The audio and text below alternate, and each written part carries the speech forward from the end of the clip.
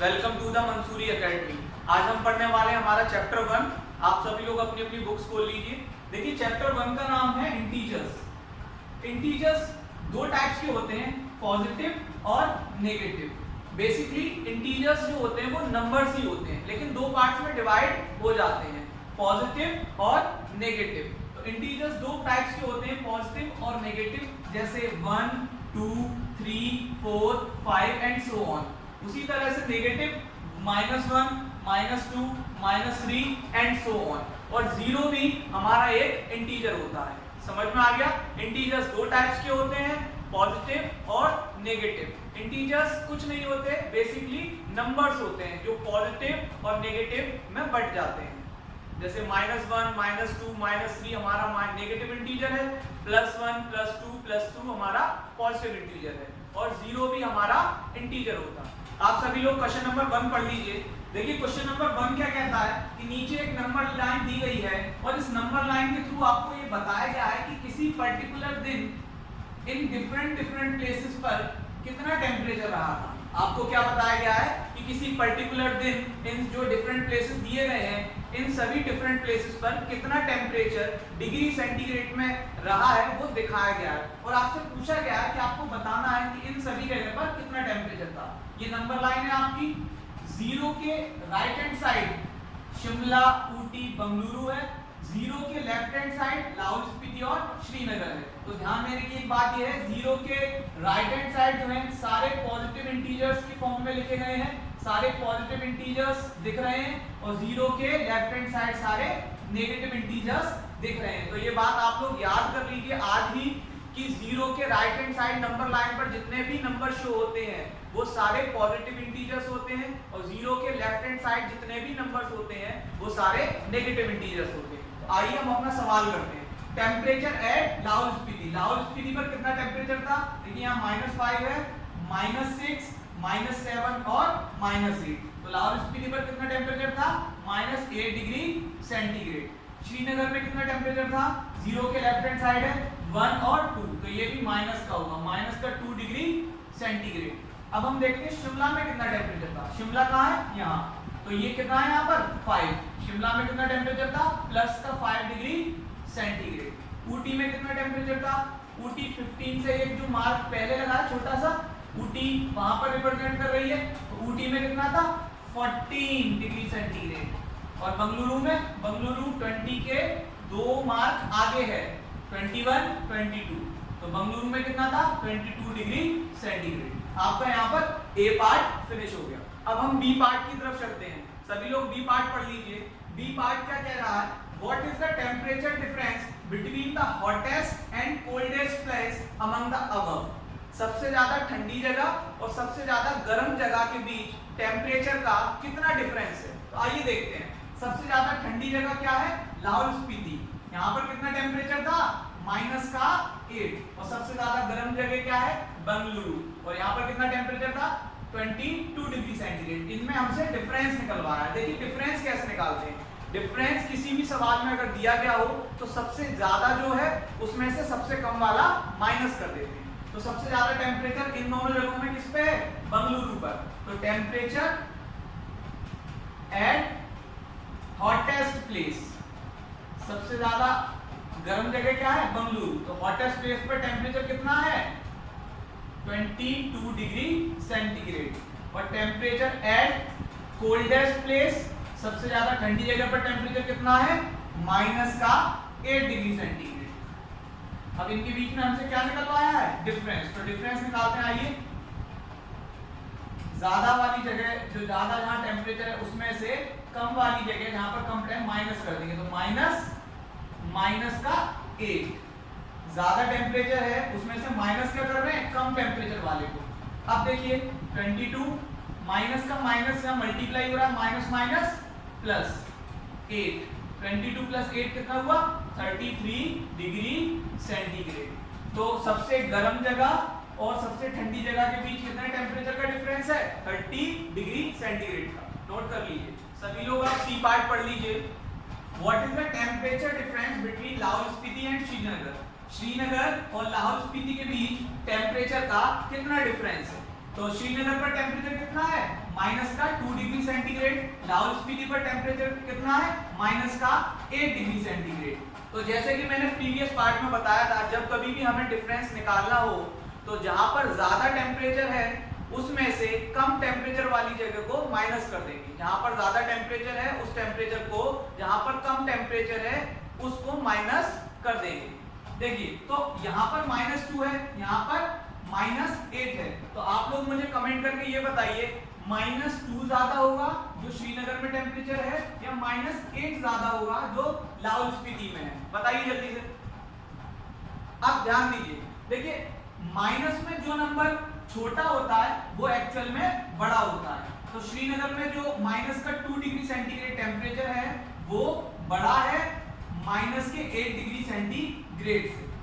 तो माइनस के 2 में से माइनस का 8 यहां पर हम सब्ट्रैक्ट करेंगे, घटाएंगे डिफरेंस निकालने के लिए। Temperature at Srinagar equals to minus का 2 डिग्री सेंटीग्रेड और टेम्परेचर एट लाहौल स्पीति यहां पर कितना है? माइनस का 8 डिग्री सेंटीग्रेड। तो डिफरेंस निकालने के लिए हम क्या करेंगे? जहां पर ज्यादा टेम्परेचर है या जो नंबर बड़ा है माइनस का 2 डिग्री सेंटीग्रेड में से हम क्या माइनस करेंगे? माइनस का 8 डिग्री सेंटीग्रेड। देखिए यहां पर भी माइनस माइनस प्लस, माइनस का माइनस से मल्टीप्लाई हो रहा है 8 डिग्री सेंटीग्रेड। तो क्या होगा? प्लस का 8 माइनस का 2, प्लस का 8 बड़ा है, 8 में से 2 है 6 सेंटीग्रेड। तो कितना डिफरेंस आ जाएगा? 6 सेंटीग्रेड। अब हम डी पार्ट की तरफ बढ़ते हैं। तो आप सभी लोग डी पार्ट पढ़ लीजिए। देखिए सी पार्ट में क्या कह रहा है? कैन वी से temperature of Srinagar and Shimla taken together is less than the temperature eight Shimla. सवाल को समझिए, अगर हम श्रीनगर और शिमला के टेम्परेचर को एक साथ लेते हैं, अगर हम श्रीनगर और शिमला के टेम्परेचर को एक साथ जोड़ देते हैं तो क्या वो शिमला के टेम्परेचर से कम होगा? अगर हम श्रीनगर और शिमला के टेम्परेचर को एक साथ जोड़ देते हैं तो क्या वह अकेले शिमला के टेम्परेचर से कम होगा?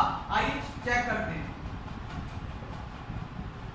टेम्परेचर एट श्रीनगर, श्रीनगर में कितना टेम्परेचर है? माइनस का 2 डिग्री सेंटीग्रेड। और शिमला में कितना टेम्परेचर है? 5 डिग्री सेंटीग्रेड। अगर हम इन्हें एक साथ लेते हैं, टेकन टुगेदर, तो इन्हें एक साथ लेते हैं, प्लस का 5 डिग्री सेंटीग्रेड प्लस माइनस का 2 डिग्री सेंटीग्रेड। अगर हम इन्हें एक साथ लेते हैं तो हमारा आंसर कितना आ रहा है? 3 डिग्री सेंटीग्रेड। अगर हम इन्हें जोड़ देते हैं, सवाल में कहा गया है अगर श्रीनगर और शिमला के टेम्परेचर को एक साथ लेते हैं तो क्या वह शिमला के टेम्परेचर से कम होगा? आंसर देखिए, क्या वह शिमला के टेम्परेचर से कम है? शिमला का टेम्परेचर है 5 डिग्री सेंटीग्रेड, दोनों का मिलाकर जो टेम्परेचर है वो 3 डिग्री सेंटीग्रेड। क्या ये कम है? हाँ, ये बिल्कुल कम है। हम लिख सकते हैं yes we can say temperature of Srinagar and Shimla taken together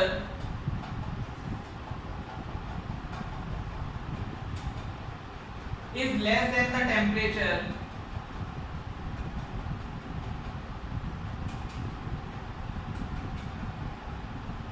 at Shimla।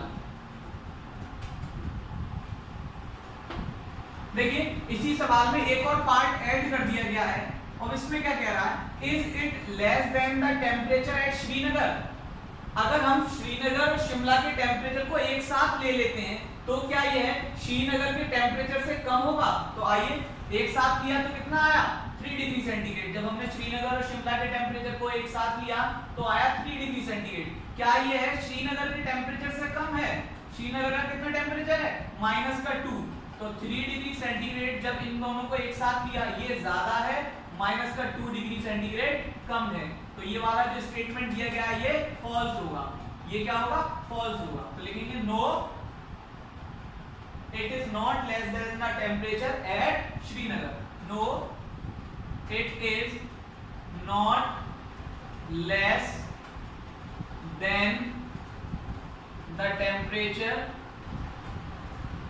at Srinagar.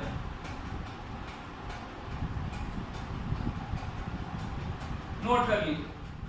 अब सभी लोग क्वेश्चन नंबर 2 पढ़ लीजिए।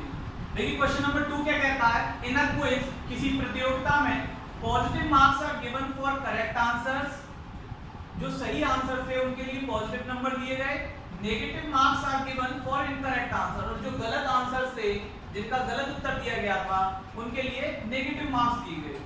If Jack scores in 5 successive rounds were 25, minus का 5, minus 10, 15 and 10. जैक एक स्टूडेंट है, उसने लगातार 5 राउंड खेले और उसमें उसके स्कोर इस प्रकार रहा, प्लस का 25, माइनस 5, माइनस 10, प्लस का 15 एंड 10। तो उसका एट द एंड टोटल क्या होगा, उसका एट द एंड टोटल क्या होगा। जैक ने 5 राउंड में पार्टिसिपेट किया क्विज में और उसका टोटल हमें बताना है। उसके हर राउंड में, पहले राउंड में 25 मार्क्स मिले उसे, सेकंड राउंड में माइनस का 5, थर्ड राउंड में माइनस का 10, फोर्थ राउंड में 15 और एंड के जो लास्ट राउंड था उसमें मिले 10। तो हमें ये बताना है कि जैक को टोटल कितने मार्क्स मिले एट द एंड। चलिए, तो इसमें सिंपल है, कुछ भी कठिन नहीं है, सारे राउंड्स के मार्क्स हम जोड़ देंगे। 25 प्लस माइनस का 5 प्लस माइनस का 10 प्लस 15 एंड प्लस 10। देखिए इसमें ये पॉजिटिव इंटीजर्स हैं और ये दो नेगेटिव इंटीजर्स हैं। तो पहले पॉजिटिव इंटीजर्स को आपस में जोड़ लेते हैं। 25 और 15 40, 40 और 10 50, प्लस का 50, माइनस का 10 और माइनस का 5, ये दोनों नंबर माइनस के हैं। माइनस और माइनस यहाँ मल्टीप्लाई नहीं हो रहा है तो आप माइनस माइनस प्लस कर दें, यहाँ माइनस और माइनस आपस में जुड़ रहे हैं तो ये माइनस का क्या हो जाएगा 15। अब यहाँ पर मल्टीप्लाई हो रहा है प्लस का माइनस के साथ, प्लस का माइनस के साथ मल्टीप्लाई जब होता है तो माइनस आता है, माइनस का 15, इसमें से इसे घटा देंगे तो 35 हमारा आ जाएगा। तो जैक का जो एंड में स्कोर रहा वो क्या रहा 35। इसे नोट कर लीजिए। अब हम क्वेश्चन नंबर 3 की तरफ बढ़ते हैं। तो आप सभी लोग अपनी अपनी बुक में क्वेश्चन नंबर 3 पढ़ लीजिए। देखिए क्वेश्चन नंबर 3 क्या कह रहा है, at Srinagar temperature was -5 degree centigrade on Monday. Monday को श्रीनगर में टेम्परेचर कितना था -5 degree centigrade. Then it dropped by 2 centigrade on Tuesday. तभी क्या हुआ 2 डिग्री सेंटीग्रेड ये अगले दिन ट्यूसडे को कम हो गया, गिर गया। What was the temperature of Srinagar on Tuesday? तो फिर ये बताइए कि ट्यूसडे को श्रीनगर का टेम्परेचर क्या था। आइए सॉल्व करते हैं। मंडे को कितना टेम्परेचर था -5 degree centigrade. Temperature at Srinagar on Monday, Monday को क्या था ये टेम्परेचर -5 डिग्री सेंटीग्रेड। ये कितना ड्रॉप हुआ 2 सेंटीग्रेड ट्यूसडे को। Temperature dropped at Srinagar on Tuesday. Tuesday को कितना ड्रॉप हुआ टेम्परेचर 2 डिग्री सेंटीग्रेड। अब आपसे ये पूछा गया है कि ट्यूसडे को टेम्परेचर होगा कितना। तो temperature at Srinagar on Tuesday. देखिए मंडे को था -5, ड्रॉप कितना हो गया 2 डिग्री सेंटीग्रेड कम हो गया, यानी -2।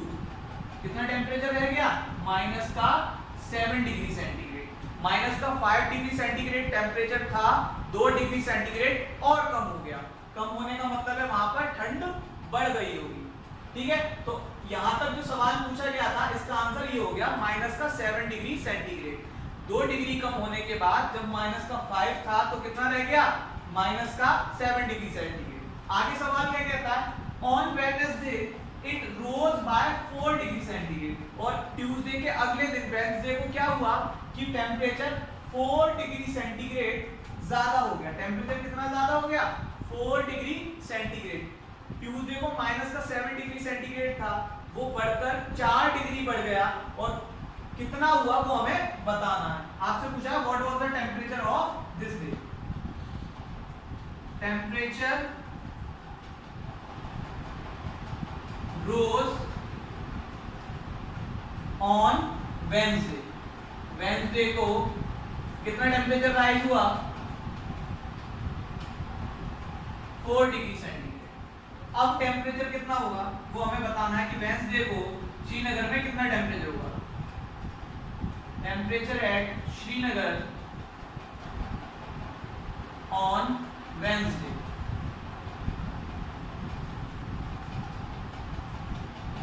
माइनस का 7 था, 4 डिग्री ज्यादा हो गया तो कितना होगा वेंसडे को? माइनस का 3 डिग्री सेंटीग्रेड। माइनस का 7 डिग्री सेंटीग्रेड ट्यूसडे को टेम्परेचर था, 4 डिग्री सेंटीग्रेड रोज हो गया तो अब कितना टेम्परेचर होगा वेंसडे को? माइनस का 3 डिग्री सेंटीग्रेड। नोट कर लीजिए आप सभी लोग, क्वेश्चन नंबर 4 पढ़ लीजिए। देखिए क्वेश्चन नंबर 4 क्या कहता है? A plane is flying at the height of 5000 metre above the sea level। एक समुद्र के तल की ऊंचाई से एक एरोप्लेन गुजर रहा है, एक एरोप्लेन उड़ रहा है जो कितनी ऊंचाई पर है? 5000 मीटर ऊंचाई पर है। At a particular point, उसी पॉइंट पर it is exactly above a submarine floating 1200 metre below the sea level। उसी पॉइंट पर एरोप्लेन के जस्ट नीचे एक सबमरीन समुद्र में फ्लो कर रही है। सी लेवल के नीचे, ये सी लेवल है, सी लेवल के 1200 मीटर नीचे एक सबमरीन फ्लो कर रही है एरोप्लेन के जस्ट नीचे। What is the vertical distance between them? उन दोनों के बीच की जो खड़ी ऊंचाई है, वर्टिकल डिस्टेंस है, हाइट जो है वो कितनी है? बहुत ही सरल सा सवाल है। Height of aeroplane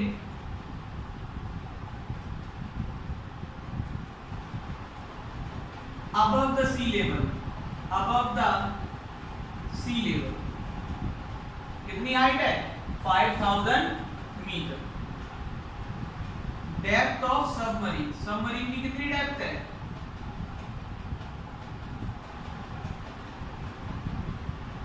1200 metre. तो हमें क्या पूछा गया है? वर्टिकल डिस्टेंस बिटवीन देम, इन दोनों के बीच की vertical distance.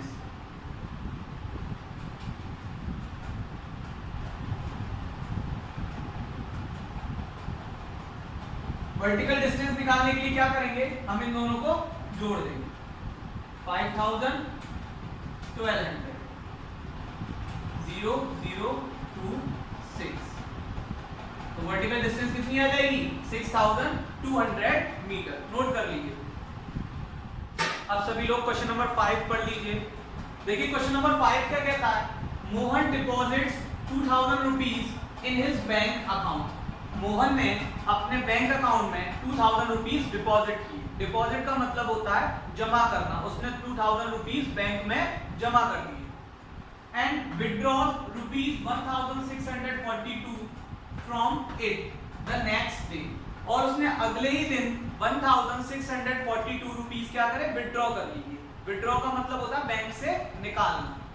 If withdrawal of amount from the account is represented by a negative integer, then how will you represent the amount deposit? अब सवाल में कहा गया है अगर जो उसने रुपए निकाले हैं, जो विड्रॉ किए हैं, उस अमाउंट को नेगेटिव इंटीजर से रिप्रेजेंट किया जा रहा है, तो जो उसने डिपॉजिट की है मनी जो अपने अकाउंट में, उसको कौन से इंटीजर से रिप्रेजेंट किया जाएगा? तो बड़ा सरल सा सवाल है। If withdrawal of amount from the account is represented by a negative integer, then how will you represent the amount deposit? तो बहुत ही सरल है। अमाउंट जो डिपॉजिट हुआ है उसे पॉजिटिव इंटीजर द्वारा रिप्रेजेंट किया जाएगा। The amount deposited in the bank account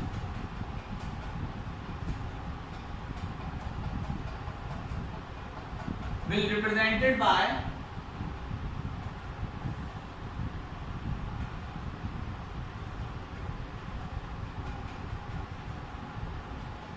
positive integer।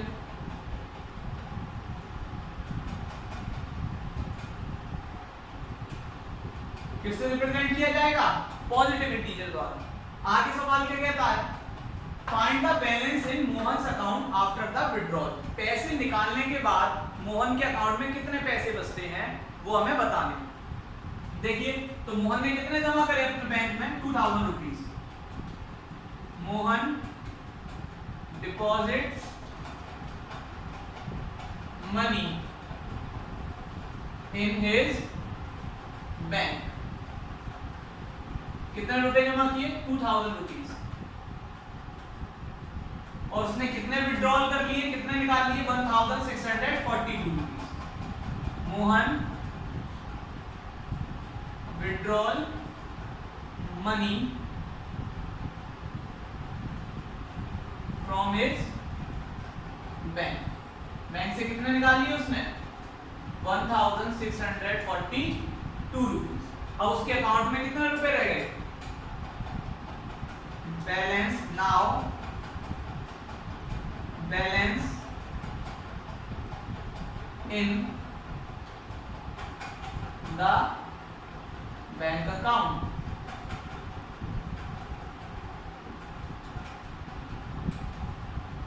जितने डिपॉजिट किए और जितने विड्रॉल किए, डिपॉजिट में से विड्रॉल की गई मनी क्या करेंगे, सब्ट्रैक्ट कर देंगे, माइनस कर देंगे।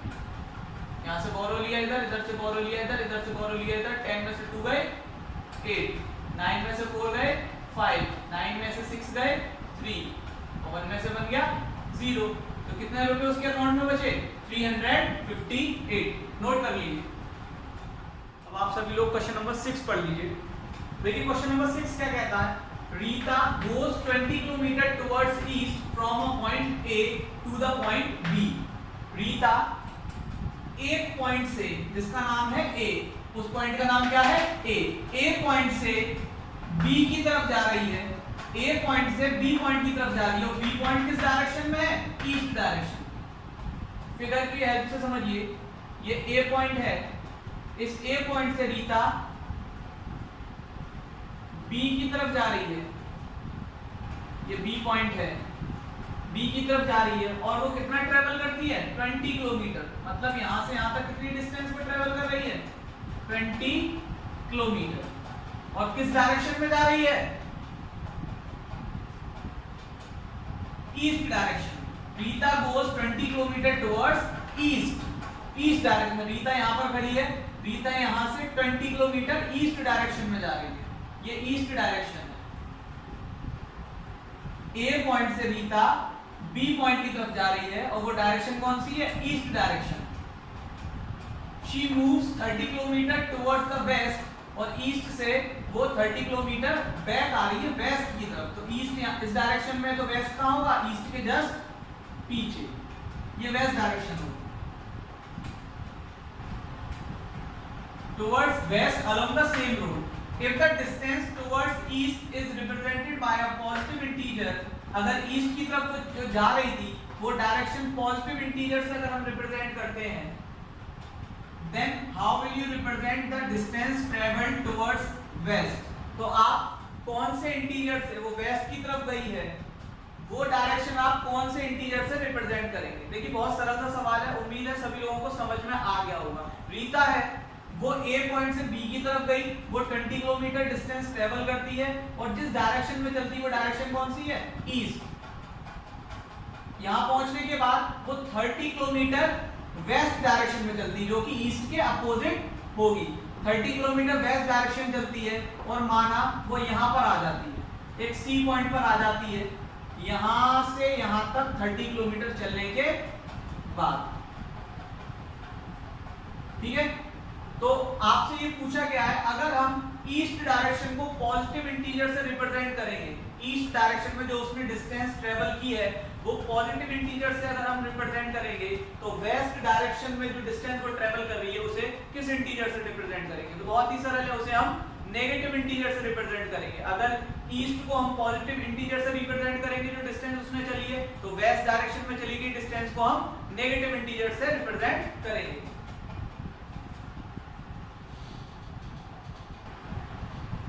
The distance traveled towards west direction is represented by a negative integer.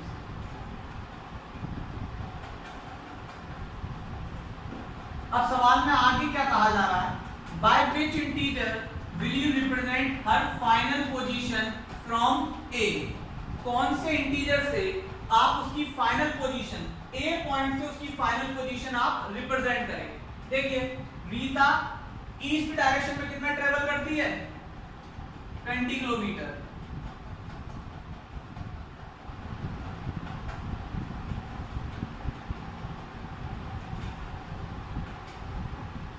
जो कि पॉजिटिव इंटीजर से रिप्रेजेंट किया जा रहा है। Rita travels in west direction. Waste direction में कितना रीता ट्रेवल कर रही है, 30 किलोमीटर, जो कि हम किससे रिप्रेजेंट कर रहे हैं, नेगेटिव इंटीजर से। तो इससे आगे क्या लगा देंगे, माइनस का सिंबल।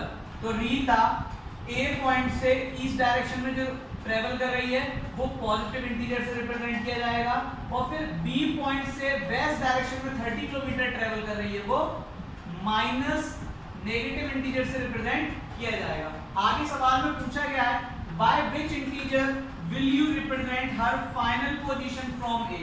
कौन से इंटीजर से आप उसकी फाइनल पोजीशन ए पॉइंट से फाइनल पोजीशन रिप्रेजेंट करेंगे? तो फाइनल पोजीशन आएगी कितनी, पहले वो निकाल देते हैं।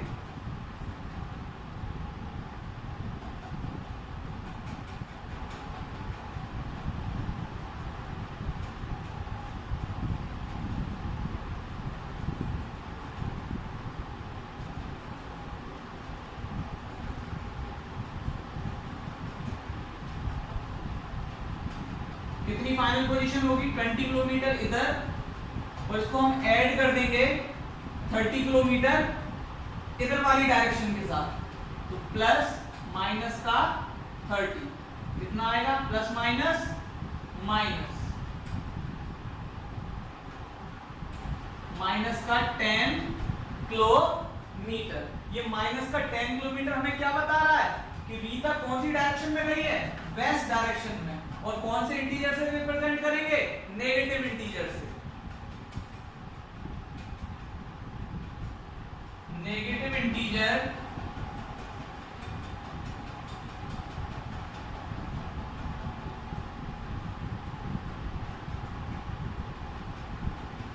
By negative integer will be represent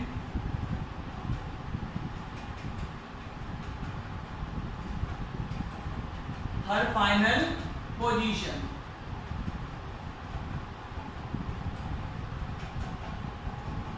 इसे और नोट कर लीजिए। अब हम क्वेश्चन नंबर 7 की तरफ बढ़ते हैं। सभी लोग क्वेश्चन नंबर 7 पढ़ लीजिए। देखिए क्वेश्चन नंबर 7 क्या कह रहा है कि नीचे आपको दो मैजिक स्क्वायर दिए गए हैं और आप इनकी रोज का सम कीजिए और कॉलम का सम कीजिए, फिर डायगोनल का सम कीजिए और चेक करिए कि सारा सम, रोज का सम, कॉलम का सम और डायगोनल का सम इक्वल आ रहा है। अगर सभी का इक्वल आ रहा है तो ये मैजिक स्क्वायर है, अगर इक्वल नहीं आ रहा है तो ये मैजिक स्क्वायर नहीं है। हमें रोज का सम चेक करना है, हमें कॉलम्स का सम चेक करना है और हमें डायगोनल का सम चेक करना है, और चेक करके बताना है अगर सभी का सम सेम आ रहा है, इक्वल आ रहा है तो ये मैजिक स्क्वायर होंगे, अगर इक्वल नहीं आ रहा है तो ये मैजिक स्क्वायर नहीं होंगे। चलिए चेक करते हैं। देखिए ये रो 1 है, ये रो 2 है, ये रो 3 है। उसी तरीके से ये कॉलम 1 है, ये कॉलम 2 है, ये कॉलम 3 है। रो 1 में क्या है, 5 माइनस का 1 माइनस का 4। हम इसे चेक करते हैं। 5 प्लस माइनस का 1 प्लस माइनस का 4 प्लस का 5 माइनस का 4 माइनस का 1, ये आपस में जुड़ जाएंगे, माइनस का 5 आ जाएगा और इसका आंसर कितना आएगा, 0। R1 रो 1 में जितने भी डिजिट्स थे हम सबको जोड़ा, उसका आंसर क्या आया, 0। अब रो 2 में चेक करते हैं। रो में 2 में क्या है, माइनस का 5 माइनस का 2 और प्लस का 7, माइनस का 5 माइनस का 2 और प्लस का 7, इनको जोड़ा, माइनस का 7 प्लस का 7, ये भी 0 आया। अब चेक करते हैं रो 3 क्या है, 0 प्लस 3 प्लस माइनस कर दिया, 0 प्लस 3 3 प्लस माइनस माइनस, 3 में से 3 गया 0। तो जो पहला स्क्वायर है उसमें हमने तीनों रोज का सम निकाला, वो कितना आया 0। अब तीनों कॉलम का सम निकालते हैं। कॉलम 1 5 प्लस माइनस 5 प्लस 0, 5 में से 5 क्या 0, और 0 में 0 जोड़ेंगे तो 0। अब निकालते हैं कॉलम 2 का। कॉलम 2 का कितना आएगा -1 प्लस -2 प्लस 3, -1 और -2 कितने हो जाएंगे -3, और क्या ऐड करेंगे इसमें प्लस का 3, कितना आया 0। अब क्या निकालते हैं कॉलम 3 का। कॉलम 3 में क्या है -4 प्लस 7 प्लस -3, माइनस के 4 में माइनस का 3 जोड़ेंगे तो माइनस का 7, और ये प्लस का 7, कितना आया ये 0। तो तीनों रोज का सम 0 आया, तीनों कॉलम का सम 0 आया। अब हम क्या निकालेंगे तीनों डायगोनल का सम। एक डायगोनल ये रहा हमारा और एक डायगोनल ये रहा हमारा। तो डायगोनल 1 निकालते हैं, इसे D1 दे देते हैं नाम और इसे D2 दे देते हैं। डायगोनल में यहां पर ही निकाल दे रहा हूं D1 का सम। D1 में क्या है 0 -2 और -2, 0 प्लस -2 प्लस -4, -2 -4, कितना आया ये माइनस का 6, और D2 कितना आएगा 5 -2 -3, 5 -2 -3, 5 3 और 2 5, ये माइनस का 5 को 5 में से 5 गए 0। देखिए तीनों रोज का जो सम आया वो 0 आया, तीनों कॉलम का जो सम आया वो 0 आया, लेकिन जो डायगोनल का सम है एक का तो 0 आ रहा है और एक का -6 आ रहा है। इसका मतलब क्या है, ये मैजिक स्क्वायर नहीं है, this is not a magic square. इसके एंड में आप लोग लिख देंगे this is not a magic square. ये आपका पहला पार्ट होगा, इसे उतार लीजिए, फिर हम सेकंड पार्ट करते हैं। अब हम इसका दूसरा पार्ट करते हैं। देखिए उसी तरीके से करना है जिस तरीके से हमने पार्ट 1 किया था। हम रोज का सम निकालेंगे, ये R1 है, ये R2 है, ये R3 है, रो 1 रो 2 रो 3, ये कॉलम 1 कॉलम 2 और कॉलम 3, और सबका बराबर आना चाहिए। तो रो 1 निकालते हैं। रो 1 क्या है 1 प्लस माइनस का 10 प्लस 0, प्लस का 1 माइनस का 10, इनको आपस में जोड़ेंगे, माइनस का नंबर बड़ा है तो माइनस में आंसर आएगा माइनस का 9। रो 1 का सम कितना आया माइनस का 9। रो 2 का क्या आएगा माइनस का 4 प्लस माइनस का 3 प्लस माइनस का 2, 4 3 7 7 और 2 9, तीनों माइनस के तो माइनस का सिंपल साइन आ जाएगा, माइनस का 9। रो 2 का सम कितना है माइनस का 9। रो 3 का निकालते हैं, माइनस का 6 प्लस का 4 और ऐड करेंगे माइनस का 7, ये दोनों माइनस के आपस में जुड़ जाएंगे, माइनस का साइन रहेगा माइनस के 13 प्लस का 4, 13 में से 4 गया माइनस का 9, क्योंकि माइनस का 13 बड़ा है। तो रो 3 इन तीनों का सम क्या आया बराबर आया। अब हम क्या निकालते हैं कॉलम 1। कॉलम 1 में क्या है 1 माइनस का 4 और माइनस का 6, 1 में माइनस का 4 जोड़ा, उसमें माइनस का 6 जोड़ा, माइनस माइनस ये आपस में जुड़ रहे हैं, मल्टीप्लाई नहीं हो रहा है, तो माइनस माइनस आप प्लस कर देंगे, माइनस माइनस क्या हो गया माइनस का 10, माइनस का 10 बड़ा है प्लस का 1 छोटा है, 10 में से 1 गया माइनस का 9। कॉलम 2 का सम निकालते हैं। कॉलम 2 में क्या है माइनस का 10 माइनस का 3 माइनस का 4, माइनस का 10 प्लस माइनस का 3 प्लस 4, 10 और 3 13 माइनस का प्लस 4, 13 में से 4 गया 9 माइनस का 9। अब कॉलम 3 का सम निकालते हैं। कॉलम 3 क्या है 0 -2 -7, 0 इसमें प्लस करते हैं -2, इसमें प्लस करते हैं माइनस का 7, 7 और 2 माइनस का 9। तीनों रोज का सम और तीनों कॉलम का सम बराबर आया। अब क्या निकालते हैं डायगोनल का सम। एक डायगोनल ये रहा, इसे दे देते हैं D1, और एक डायगोनल ये रहा, इसे दे देते हैं D2। D1 का सम निकालते हैं, माइनस का 6 माइनस का 3 और 0, 6 और 3 माइनस का 9, और D2 का निकालते हैं सम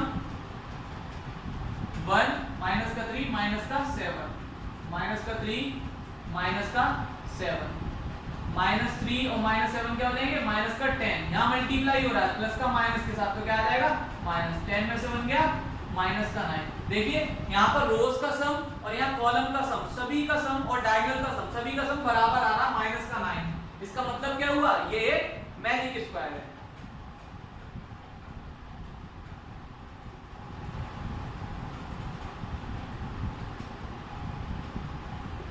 नोट कर लीजिए।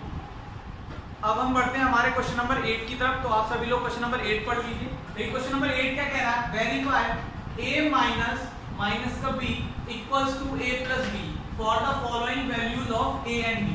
a और b की फॉलोइंग वैल्यूज के लिए आपको इस इक्वेशन को वेरीफाई करना है। देखिए बहुत सरल सवाल है, आइए हम वेरीफाई करते हैं। देखिए पार्ट 1 में हमें वेरीफाई करना है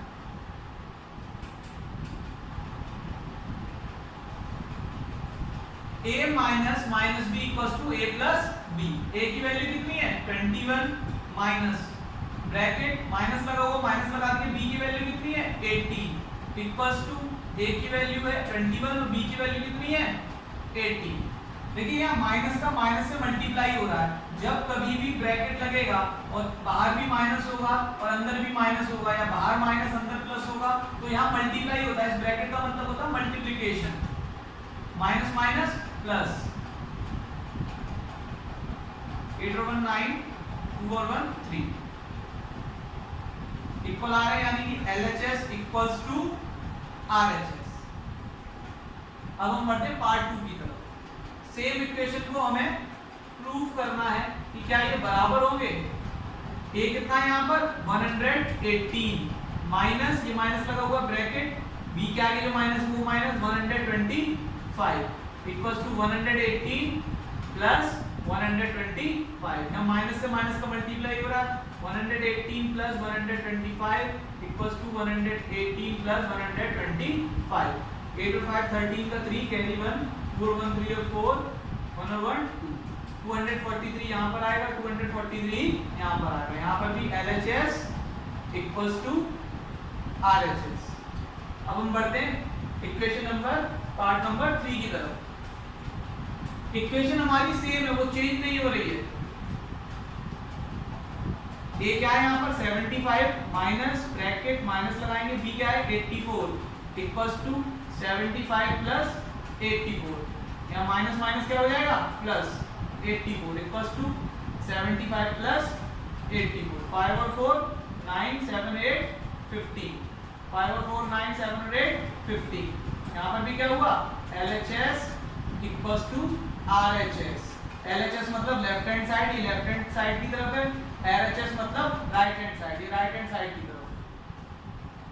अब हम करते हैं हमारा fourth part, a minus minus B equals to a plus B. a कितना है 28 minus bracket minus 11 equals to 28 plus 11। यहाँ माइनस माइनस का मल्टीप्लाई होगा, यहाँ भी क्या हो जाएगा प्लस। 8 और 1 9, 2 और 1 3, 39 यहाँ पर भी 39। LHS equals to RHS। Note कर लीजिए। चलिए अब आप लोग क्वेश्चन नंबर 9 पढ़ लीजिए। Use the sign of greater than, less than और equals to in the box to make statement true.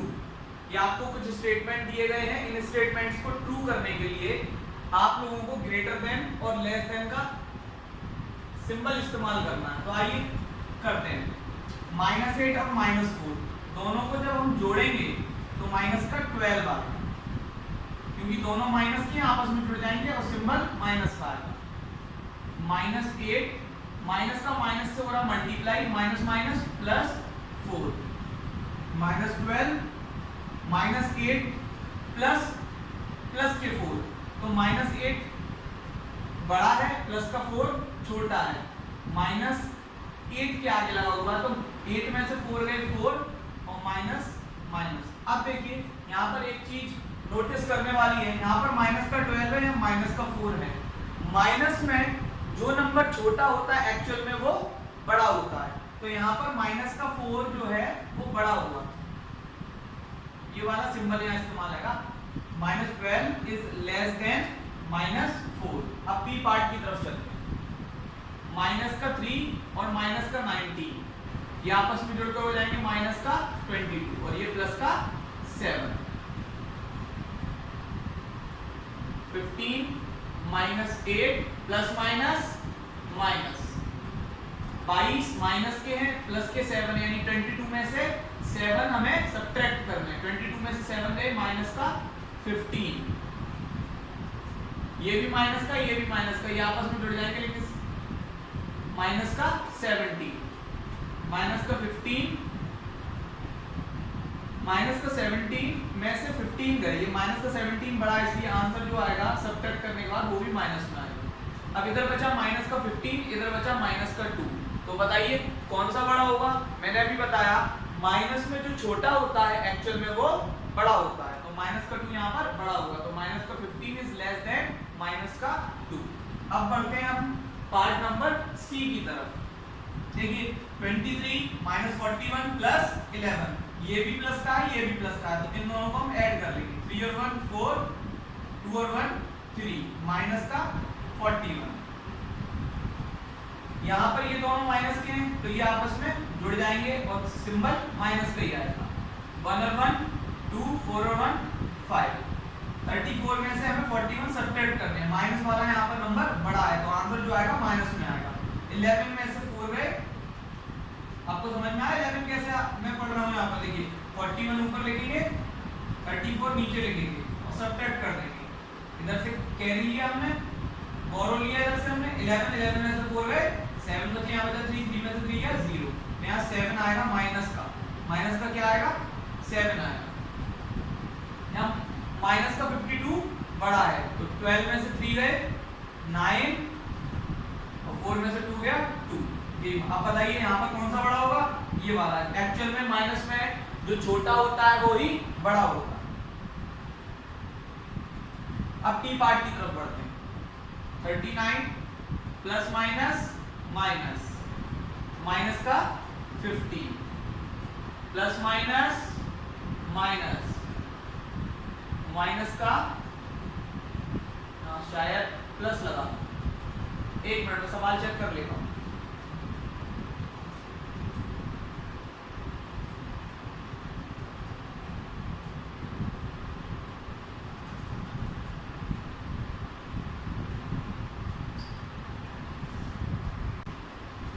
अब हम डी की तरफ बढ़ते हैं। 39 प्लस माइनस माइनस का 24 माइनस का 50।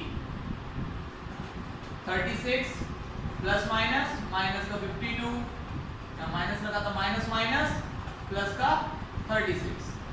देखिए ये दोनों माइनस के जोड़ देंगे, लेकिन साइन कौन सा लगाएंगे माइनस का। 5 और 4 9, 2 और 1 3, ये और ये प्लस का इन दोनों को जोड़ेंगे। 36 प्लस 36 72 माइनस 52। ये भी 39 ये भी 39, तो यहाँ क्या होगा 0। 39 में से 39 गए 0, 2 में से 2 गया 0, 7 में से 5 गया 2, तो कौन सा बड़ा होगा ये बड़ा। अब हम करते हैं लास्ट पार्ट, ई पार्ट करते हैं। देखिए ये दोनों प्लस के, इन दोनों को जोड़ देंगे पहले। 2 3 1 9 और 1 10 7 5 12 और 1 13। ये दोनों प्लस के इन्हें जोड़ लेंगे पहले। 9 और 1 10 का 0, 8 और 5 13, 13 और 1 14, 1 कैरी 1 और 1।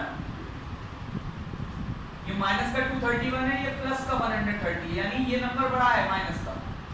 इसमें से इसे घटाएंगे, लेकिन आंसर जो आएगा वो माइनस में आएगा। बड़े नंबर में से छोटे नंबर को घटाएंगे। ये बड़ा नंबर है 231 माइनस का और ये बड़ा है, तो 1 में से 0 गया 1, 3 में से 3 गया 0 और 2 में से 1 गया 1। ये माइनस का यहाँ पर भी बड़ा है। 9 में से 0 गया 9, 9 में से 4 गया 5, 3 में से 2 गया 1 और यहाँ 1। तो बताइए इनमें से बड़ा कौन होगा? माइनस में जो छोटा होता है एक्चुअल में वो बड़ा होता है। नोट कर लीजिए। चलिए आप सभी लोग अब क्वेश्चन नंबर 10 पढ़ लीजिए। देखिए क्वेश्चन नंबर 10 क्या कहता है? अ water tank has steps inside it. एक पानी से भरा हुआ टैंक है और उसमें नीचे उतरने के लिए सीढ़ियां बनी हुई हैं, उसमें स्टेप्स बने हुए हैं। A monkey is sitting on the top most step first step. एक बंदर है उसके टॉप मोस्ट स्टेप पर बैठा हुआ है, यानी कि पहली सीढ़ी पर बैठा हुआ, फर्स्ट स्टेप पर बैठा हुआ है। The water level is at the 9th step. और पानी का जो लेवल है वो 9th स्टेप पर है, 9वीं सीढ़ी पर पानी का स्तर है। अब इसका पहला पार्ट क्या कहता है वो देखिए। He jumps 3 steps down and then jumps 2 steps up। पहले वो 3 सीढ़ियां नीचे कूदता है, फिर वो 2 सीढ़ियां ऊपर की तरफ कूदता है। In how many jumps will he reach the water level? और कितनी जंप्स लेने के बाद वो पानी के लेवल तक पहुंच जाएगा। सवाल को समझिए। बंदर टॉप मोस्ट लेयर पर बैठा हुआ है। देखिए मानिए यहाँ पर बंदर बैठा हुआ है, वो पहले 3 सीढ़ियां नीचे कूदता है, 3 सीढ़ियां नीचे कूदा, फिर क्या करेगा वो 2 सीढ़ियां ऊपर की तरफ कूदेगा। सवाल समझ में आ गया? पहली जंप में वो 3 सीढ़ियां नीचे कूदेगा, दूसरी जंप में वो 2 सीढ़ियां ऊपर कूदेगा। और आपको ये बताना है वो कितने जंप में वाटर लेवल तक पहुंच जाएगा, 9वें स्टेप तक पहुंच जाएगा। आइए सॉल्व करते हैं।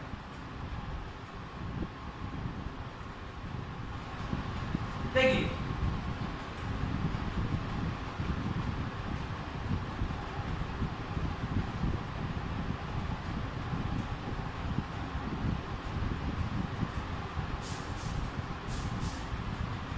पहली जंप में मंकी कहां पहुंचेगा? देखिए पहली सीढ़ी पर तो वो बैठा हुआ है, 3 स्टेप्स नीचे की ओर जंप ले रहा है, तो वो कहां पहुंचेगा? 4 स्टेप्स, चौथी सीढ़ी पर पहुंचेगा। कहां पहुंचेगा वो? चौथी सीढ़ी पर। पहली सीढ़ी पर तो वो बैठा हुआ है, 3 सीढ़ी वो नीचे की तरफ कूद रहा है, 3 स्टेप्स वो नीचे की तरफ जंप कर रहा है, तो कहां पहुंच जाएगा वो? 4 स्टेप्स पर। 4 स्टेप्स पर पहुंचने के बाद वो 2 स्टेप ऊपर की तरफ कूदेगा। अपनी सेकंड जंप में वो क्या करेगा? वो 2 स्टेप ऊपर की तरफ कूदेगा, यानी अभी तो वो 4 स्टेप्स पर है, 2 स्टेप ऊपर की तरफ कूदेगा, यानी कि क्या होगा? उसमें से 2 माइनस हो जाएगा। वो नीचे जा रहा है, उससे वो 2 स्टेप ऊपर की तरफ उठाया है, यानी उसमें 4 स्टेप्स में से 2 स्टेप माइनस हो जाएंगे। तो अब मंकी कहां पहुंच गया? 2 स्टेप्स पर। 2 स्टेप्स पर पहुंचने के बाद वो फिर 3 स्टेप्स नीचे की तरफ जंप करेगा। तीसरी जंप में मंकी क्या करने वाला है? नीचे की तरफ जंप करने वाला है। तो इसमें 3 ऐड हो जाएंगे। अब वो कौन से स्टेप पे पहुंच गया? अपने 5th स्टेप पे पहुंच गया, 5वीं सीढ़ी पर पहुंच गया। 5वीं सीढ़ी पर पहुंचने के बाद वो अपनी 4th जंप लेगा और 2 स्टेप ऊपर की तरफ आएगा।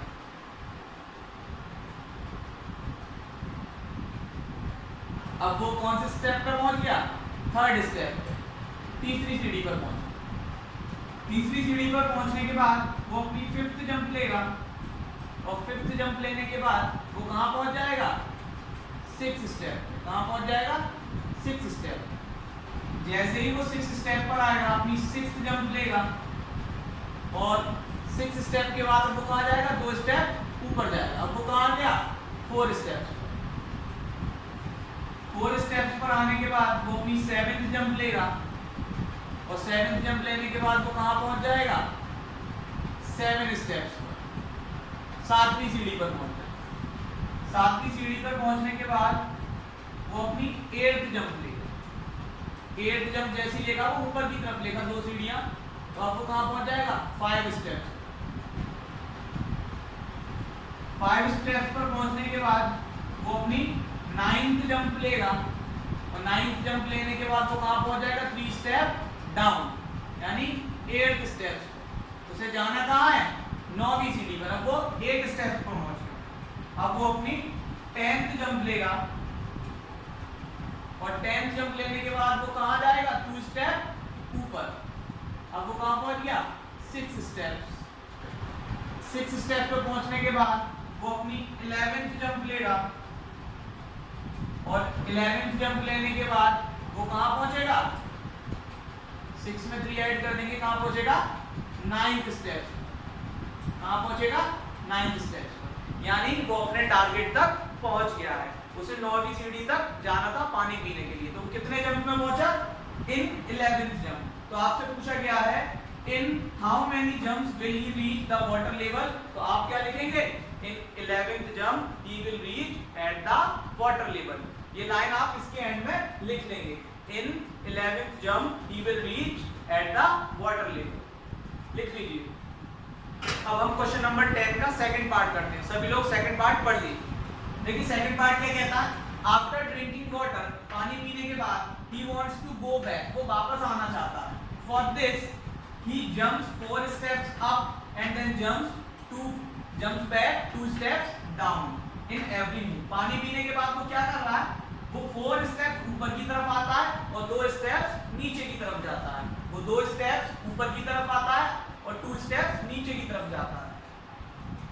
In how many jumps will he reach back at the top? और कितनी जंप्स लेने के बाद वो टॉप पर वापस फिर आ जाएगा। तो ध्यान देने वाली बात यह है कि मंकी अभी 9th स्टेप पर है, 9वीं सीढ़ी पर है। देखिए वो जैसे ही पहली जंप लेगा,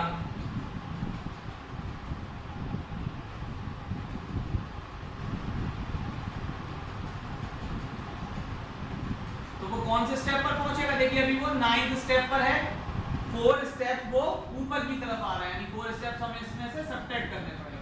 अब वो कौन से स्टेप पर पहुंच गया? 5 स्टेप। 5 स्टेप पर पहुंचने के बाद दो स्टेप्स नीचे की तरफ जाता है। सेकंड जंप को लेगा, वो कहां जाएगा? 2 स्टेप नीचे की तरफ, यानी 5 + 2। अब वो कौन से स्टेप पर आ गया? 7 स्टेप। 7 स्टेप पर पहुंचने के बाद वो अपनी थर्ड जंप लेता है और 4 स्टेप ऊपर की तरफ आता है। ऊपर की तरफ आ रहा है तो हम इसमें से क्या करेंगे? सब्ट्रैक्ट करेंगे। अब वो कौन से स्टेप पर पहुंच गया? Third step. थर्ड स्टेप पर पहुंचने के बाद वो अपनी 4th जंप लेता है और 4th जंप लेने के बाद वो कहां पहुंच जाएगा? 5 स्टेप, 5वीं सीढ़ी। 5वीं सीढ़ी पर पहुंचने के बाद वो 4 स्टेप फिर ऊपर की तरफ जंप करेगा। अपनी 5th जंप में वो क्या करने वाला है? वो 4 जंप ऊपर की तरफ मूव करेगा और जैसे ही वो 4 जंप लेगा ऊपर की तरफ, वो कहां आ जाएगा? पहली सीढ़ी पर। तो आपसे पूछा गया है in how many jump will he reach back at the top. Top पर पहुंचने के लिए वो कितनी जंप लेगा? वो कितनी जंप लेगा? 5 जंप लेगा, 5 जंप लेगा। तो इन 5 jumps he will reach at the top। Note कर लीजिए। क्वेश्चन नंबर 10 का आप सभी लोग थर्ड पार्ट पढ़ लीजिए। थर्ड पार्ट क्या कहता है? if the number of steps moved down is represented by negative integers। Monkey ने जितने भी स्टेप्स नीचे की तरफ लिए उन सभी को हम नेगेटिव इंटीजर से रिप्रेजेंट कर रहे हैं। And the number of steps moved up by the positive integers, और मंकी ने जितने भी स्टेप्स ऊपर की तरफ लिए उन्हें हम पॉजिटिव इंटीजर से रिप्रेजेंट कर रहे हैं। Represent his moves in part 1 and part 2 by completing the following। तो आपसे ये कहा गया है कि मंकी ने जितने भी जंप नीचे की तरफ लिए वो हम नेगेटिव इंटीजर से रिप्रेजेंट कर रहे हैं और जितने भी जंप ऊपर की तरफ लिए वो हम पॉजिटिव इंटीजर से रिप्रेजेंट कर रहे हैं। तो इस चीज को कंप्लीट करो। देखिए पार्ट ए में मंकी ने टोटल 11 जंप ली, 3 नीचे की तरफ फिर 2 ऊपर की तरफ, 3 स्टेप छोड़कर नीचे की तरफ जंप फिर 2 ऊपर की तरफ, तो टोटल 11 जंप में वो 9th स्टेप पर पहुंचा था। तो जितने भी जंप उसने नीचे की तरफ ली 3 स्टेप छोड़कर वो हम नेगेटिव इंटीजर से रिप्रेजेंट करेंगे क्योंकि यहाँ पर कहा गया है। और जितने भी जंप उसने ऊपर की तरफ ली 2 स्टेप छोड़कर वो हम पॉजिटिव इंटीजर से रिप्रेजेंट करेंगे। टोटल 11 जंप ली, तो -3 नीचे की तरफ जो जंप ली +2 ऊपर की तरफ, -3 जो नीचे की तरफ +2 ऊपर की तरफ जो जंप ली गई, टोटल जंप ली गई 11, 1 2 3 4 5 6 7 8 9 और 10 और 11, यहाँ पर माइनस लगा हुआ। तो देखिए अब इन सबको ऐड कर दीजिए। 3 minus 3 minus 3 minus 6 minus 9 minus 12 minus 15 minus का 18 प्लस का 2 4 to 6 to 8 to 10 equals to minus का 8 माइनस के 18 में से 10 को हम सब्ट्रैक्ट कर रहे हैं माइनस के तो माइनस का 8 इक्वल्स टू माइनस यानी LHS किसके बराबर है RHS। सेम पार्ट बी में आते हैं वो 4 स्टेप ऊपर की तरफ आता है जो जंप उसने ऊपर की तरफ ली उन्हें हम पॉजिटिव इंटीजर से रिप्रेजेंट कर रहे हैं जो नीचे की तरफ ली उन्हें हम नेगेटिव इंटीजर से रिप्रेजेंट कर रहे हैं तो उसने टोटल पार्ट बी में कितनी जंप ली थी 5 जंप 4 स्टेप छोड़कर पहली जंप ली थी फिर 2 स्टेप नीचे गया था फिर 4 स्टेप छोड़कर एक जंप ली थी फिर 2 स्टेप नीचे गया था फिर 4 स्टेप छोड़कर एक जंप ली थी और वो टॉप मोस्ट स्टेप पर आ गया था। टोटल 5 जंप में देखिए 1 2 3 4 5 4 और 4 8 8 और 4 12 माइनस 2 और माइनस 2 माइनस का 4 8 equals to 8 LHS equals to RHS। हमने ये प्रूफ कर दिया। देखिए थर्ड पार्ट में एक और छोटा सा सवाल ऐड किया गया है इसमें कहा गया है in part A sum -8 represents going down by 8 step. Part A में जो -8 आ रहा है वो ये रिप्रेजेंट कर रहा है कि मंकी ने जो स्टेप लिए वो नीचे की तरफ लिए माइनस का साइन ये रिप्रेजेंट कर रहा है मंकी ने जो स्टेप लिए हैं वो नीचे की तरफ लिए हैं।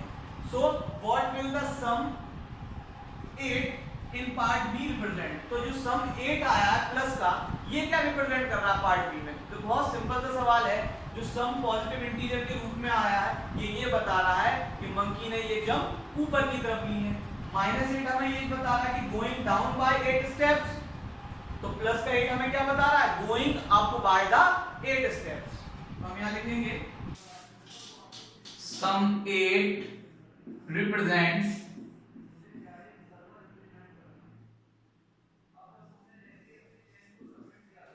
going up